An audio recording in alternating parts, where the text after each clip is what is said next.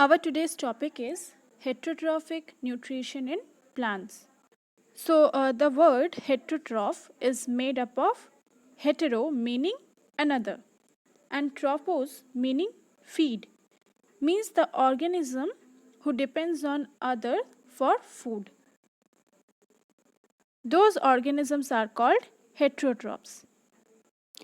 As we all know, most plants are autotrophs, means they can prepare their own food. While some plants are even heterotrophic in nature, means they depend on others for food. So today we are going to read about heterotrophic nutrition in plants. Let's see the definition first. Heterotrophic nutrition is a type of nutrition in which an organism depends on other organism directly or indirectly for their food. First one is parasitic nutrition. In this type of nutrition, an organism lives on or inside the body of another living organism called the host to obtain nutrition directly from the host body. So here one organism is benefited. The organism which obtaining nutrition from another one. So here the parasite can live on or inside the body of another living organism. And that organism is called host. So one example of parasitic plant is dodder.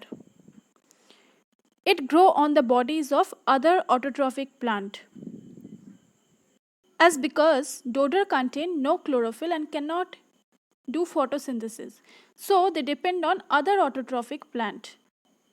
They obtain nutrition from other autotrophic plant through hostilria. Hostilria is a slender projection from the root of this plant. It is also called special sucking roots. So this hostilria penetrate the host plant to reach deeper into the conducting tissue from where they extract their food. Next one is saprophytic nutrition. So in this type of nutrition, an organism feeds on dead remains of the other organisms. And such organisms are called saprophytes. So saprophytes break down organic matter that is present in dead organism into useful, simpler inorganic compounds that can be used by plants and also allow this nutrient to be recycled. A good example of saprophytic plant is Indian pipe. This plant do not have chlorophyll to carry out photosynthesis. And their mode of taking nutrition is also quite different, as the root of this plant bear fungi. And the fungi secrete some digestive juices into the surrounding decaying organic matter. The juices break down the organic matter into simple nutrients, which then absorbed by the plant. Next one is symbiotic nutrition. Symbiosis is a relationship between two individuals living together for mutual benefit. Means this mutual relationship may be beneficial to both the partners. And the nutrition obtained in this way is called symbiotic nutrition. The association between a nitrogen fixing bacterium called Rhizobium and leguminous plant is an example of symbiotic nutrition. Leguminous plants are mainly those plants which has nodules on its root. For example, peas, beans, etc.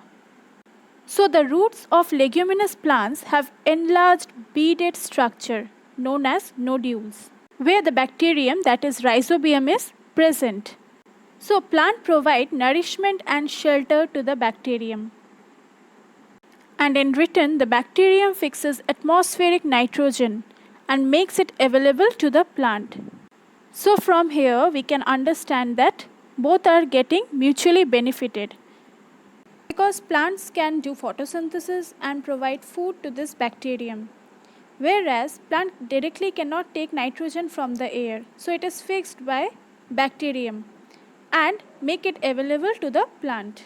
Our next topic is insectivorous plants. So from the name only you can understand that it is related to the insects.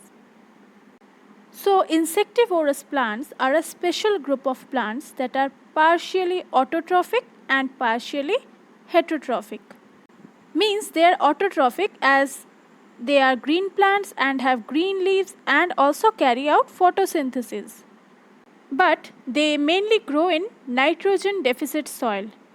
So in order to satisfy their nitrogen demand, they trap insects by various methods and digest them. So to attract the insect, their leaves are variously modified. They can be a pitcher shaped as you can see in the figure, that is pitcher plant, or may have trap doors, that is bladderwort, or may be hinged, that is Venus flytrap, or may bear sticky substances such as sundew for trapping insects. So these insectivorous plants secrete some digestive enzymes that digest the trap insect.